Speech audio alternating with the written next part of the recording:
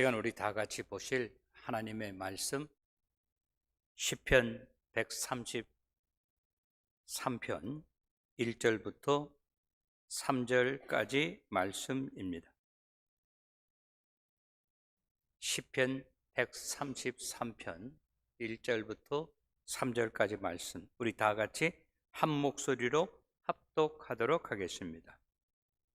보라, 형제가 연합하여 동거함이 어찌 그리 선하고 아름다운고, 머리에 있는 보배로운 기름이 수염 곧 아론의 수염에 흘러서 그의 옷깃까지 내림같고, 헐몬의 이슬이 시온의 산들에게 내림같도다. 거기서 여호와께서 복을 명령하셨나니 곧 영생이로라. 아멘.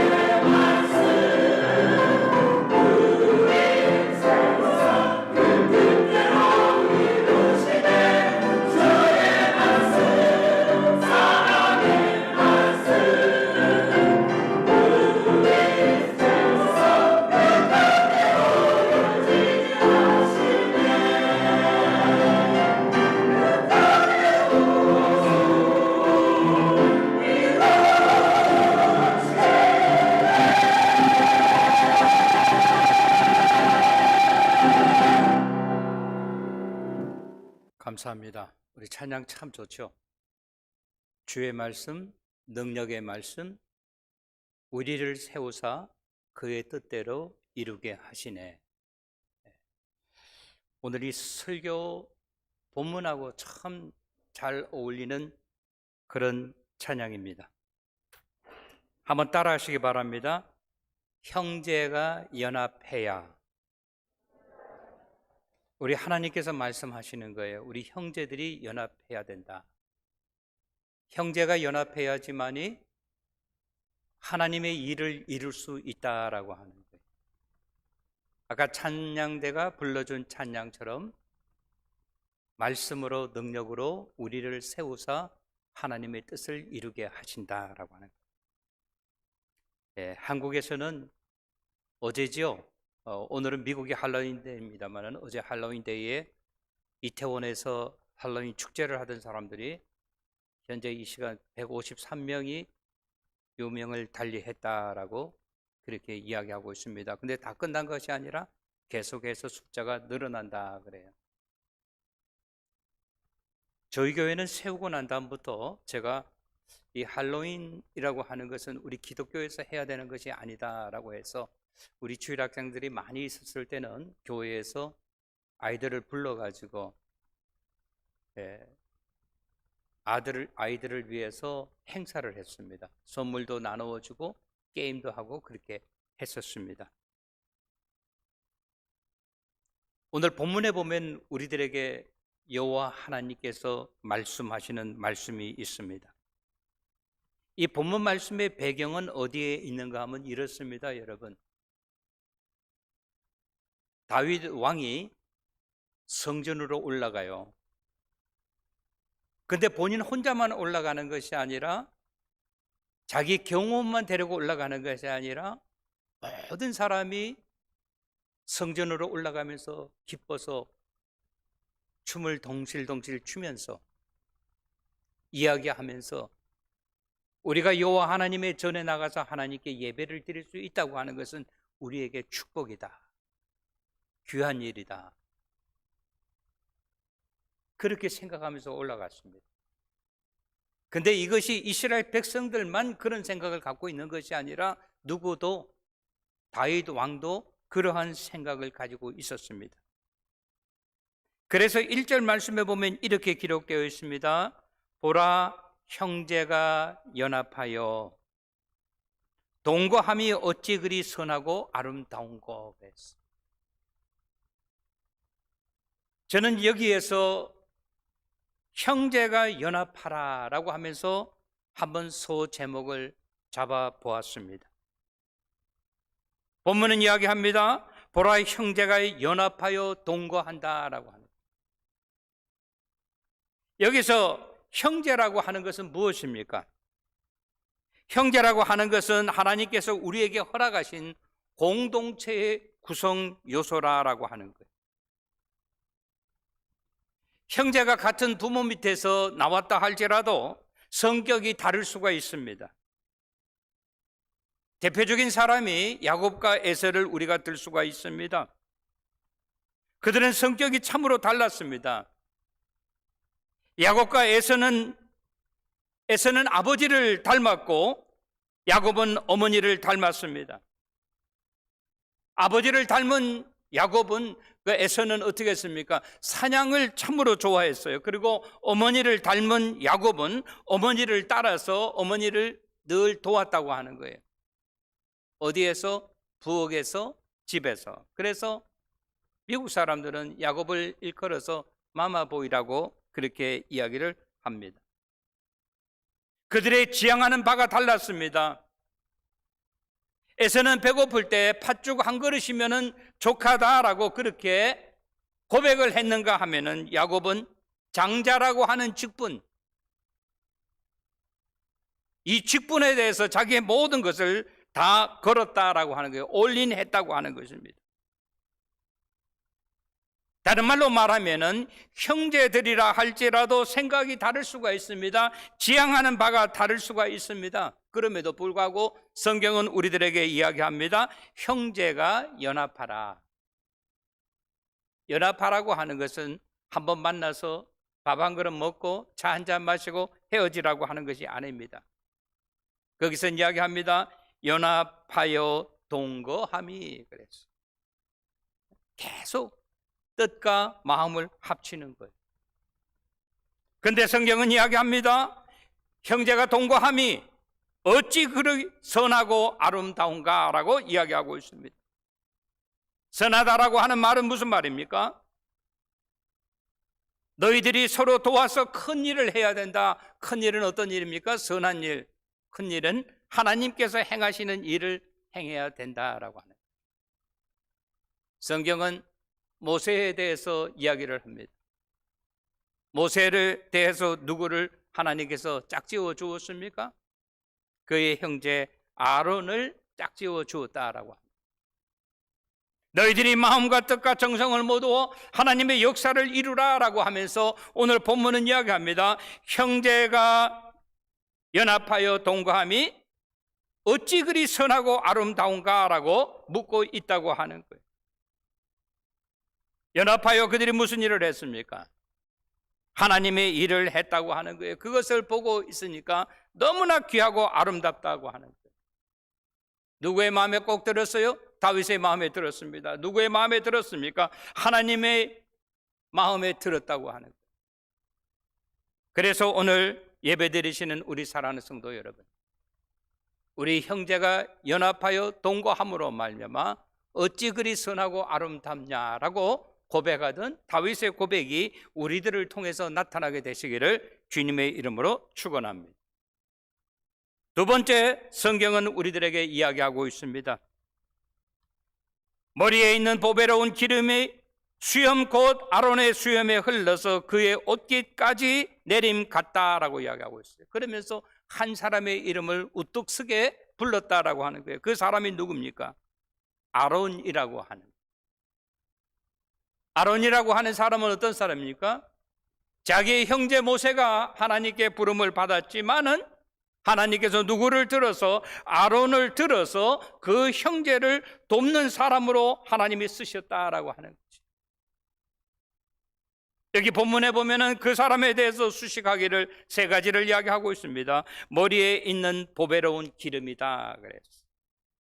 머리에 있는 보배로운 기름, 무엇이 생각납니까? 머리에다가 기름을 부었다라고. 안수식이 생각나지 않습니까? 목사의 안수식, 장로의 안수식, 안수 집사의 안수식. 안수받은 사람들이 늘 기억해야 하는 것은 한 가지입니다. 안수받는 그 순간부터 잠시도 잊어버려서 아니 되는 것이 있어요. 그것이 무엇입니까? 안수받은 사람은 늘 안수받을 때의 그 모습을 기억해야 된다라고. 그거 잊어버리면요, 교만에 타락한다고 합니다. 왜 많은 주의 종들이 안수를 받았음에도 불구하고 그들의 끝말이 좋지 못한 줄 아십니까? 안수 받았을 때 그 모습을 잃어버린다라고 하는 거예요. 그러면서 오늘 본문은 이야기합니다. 그의 머리에 있는 보배로운 기름이 수염 곧 아론의 수염에 흘렀다 그랬어요. 얼마나 많이 부었으면은 이 수염으로 해가지고 머리에서부터 수염까지 흘렀느냐라고 하는 거예요. 수염은 무엇을 이야기하는 거예요? 권위를 상징하는 것입니다. 기름을 부으니까 아론의 그 수염에 흘러내렸다라고 하는 거예요. 이것을 누구만 알았을까요? 아론만 알았을까요? 아니에요. 거기에 있는 지켜보던 모든 사람들이 알았습니다. 무엇을 알았어요? 저 아론이라고 하는 사람은 하나님께로부터 기름 부음을 받은 사람이다라고. 여러분 기억하셔야 됩니다. 나만 아는 것이 아니라 주위에 있는 모든 사람들이 알고 있다고 하는 거예요. 그 기름이 흐르고 흘러서 머리에서부터 수염 그리고 그의 옷깃까지 내린 것 같다라고 그렇게 이야기하고 있습니다. 여기서 우리가 주목해야 하는 것이 있습니다. 하나님은 모세를 들어 사용하셨지만은 모세를 들어서 아론을 조력자로 그를 돕는 자로 세우셨다라고 하는 것이에요. 그렇다고 한다면은 오늘 이 시간 주님의 전에 나와서 예배 드리는 우리 모두 다는 어떤 사람이 하나님의 일을 하는 데 있어서 우리를 조력자로 세우셨다고 하는 사실입니다. 이것을 잃어버리면 안 된다고 하는 거예요. 예수를 20년, 30년, 50년 믿었다고 하면서 내가 하나님에 의하여 부름 받았다고 하는 사실을 잊어버린다고 한다면 어떻게 돼요? 그것은 타락의 시작이라고 하는 거예요. 그러면서 오늘 본문은 세 번째 우리들에게 가르쳐주는 의미가 있습니다. 3절에 보니까 이렇게 기록이 되어 있습니다. 헐몬의 이슬이 시온의 산들에 내림 같도다. 거기서 여호와께서 복을 명령하셨으니 곧 무엇이라? 영생이로다라고 이야기하고 있습니다. 세 번째 우리에게 가르쳐주는 것은 무엇인가 하면 여호와 하나님께서는 이 시간에도 주님의 전에 나와서 하나님 아버지 앞에 예배 드리는 우리 모두에게 하나님은 늘 공평하게 여호와께서 복을 주시기 원하신다라고 하는 거예요. 근데 복을 주시는데 그 복이 어디서부터 시작했느냐라고 하는 거예요. 그러면서 3절 처음에 이야기하기를 헐몬에 있으리라라고 이야기하고 있습니다. 헐몬이 무엇입니까? 헐몬은 이스라엘에게 있어서 모든 민족들이 한 사람도 잊어버리지 않는 거룩한 성산이라고 하는 거예요. 거룩한 산. 우리 한국 사람들한테 한국의 유명한 산이 어떠한 산이 있습니까? 그러면 이야기하기를 백두산입니다, 한라산입니다라고 그렇게 이야기할 거예요. 여기 헐몬이라고 하는 산에는 세 개의 봉우리가 있습니다. 이스라엘을 향하여 있는 봉우리는 2224m. 그리고 제일 높은 그 봉우리는 2812m입니다. 헐몬산은 항상 만년설이 거기에 있어요. 여름철 빼놓고는. 그래서 이스라엘에서 유일하게 스키를 할 수 있는 곳이 헐몬산입니다. 그 헐몬산에서부터 눈이 내려가지고 골짜기로 그리고 하천으로 흘러내립니다. 근데 우리가 알다시피 그 이스라엘의 환경이 얼마나 척박합니까?